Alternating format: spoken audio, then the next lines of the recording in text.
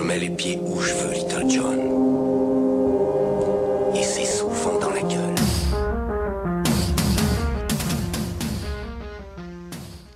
Adrien, promoteur somnambule de bons beats, mélomane aux cordes vocales aussi usées que mes strings en vinyle. Pierrick, branleur sans épithète parce que je savais pas que tu serais là. Auditeur, magnifique et abstrait comme un Kandinsky, mon cœur.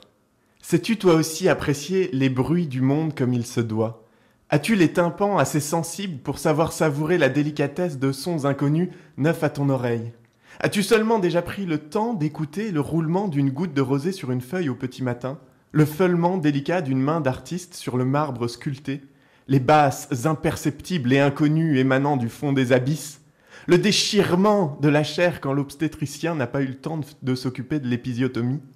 Il y a des sons dont la pureté légendaire nourrit les fantasmes de tout à chacun. Et je ne suis moi-même, pauvre pignou fignard, pas épargné. Je rêve en effet depuis toujours d'entendre une fois au moins glisser au creux de mon oreille ce délicat trémolo formé de 3 lettres O, U, I.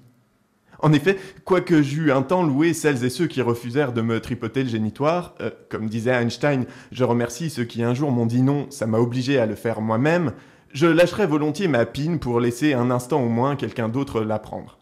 Mais voilà, pour ça, il faut que l'autre en question soit d'accord. Et aussi simple que puisse paraître ce principe élémentaire, tout le monde ne semble pas l'avoir encore intégré.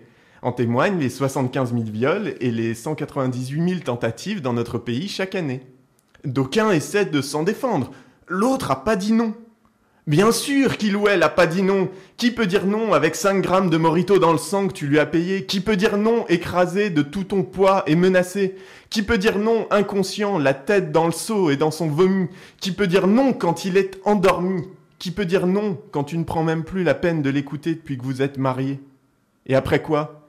Et après à la victime de prouver qu'elle voulait pas? Qu'elle aurait voulu dire non, qu'elle aurait voulu crier non, mais que là vous voyez bien votre horreur. Elle pouvait pas.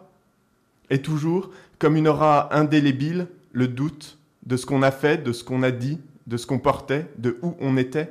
Le doute des autres, mais notre propre doute aussi, guidé par leurs soupçons qui s'incrustent sous la peau par tous les pores. Le doute qu'il faudra porter aux yeux de tous. Est-ce que vraiment tu voulais pas?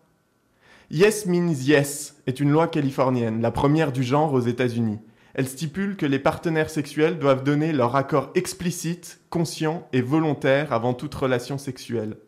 Si jouis, oui, je jouis, ça j'ai compris. Sinon, jouis non et je non jouis. Mais si je nouis ni oui ni non, je jouis ou non? Eh bien la Californie a donc officiellement déclaré « c'est non ». Après avoir seriné pendant des années que non voulait dire non, stigmatisant les victimes dans leur rôle en les rendant quelque part responsables de leur malheur, puisqu'incapables d'exprimer leur refus, arrive enfin une période un peu plus réjouissante. Yes means yes n'est pas un obstacle à la sexualité, il la libère en réaffirmant ce principe qui devrait être fondamental pour tout le monde. Le sexe se jouit dans le consentement mutuel. Tu pourras te chercher toutes les excuses du monde. Quand bien même vous êtes allongés, à deux, au fond d'un lit et au bord du coït, ou du moins le crois-tu, si l'un et l'autre ne dites pas que vous avez envie, si l'un et l'autre ne prononcez pas ce doux son qu'est le mot « oui » au fond du pieu, alors la guerre des doigts n'aura pas lieu. Je mets les pieds où je veux, Little John. Et c'est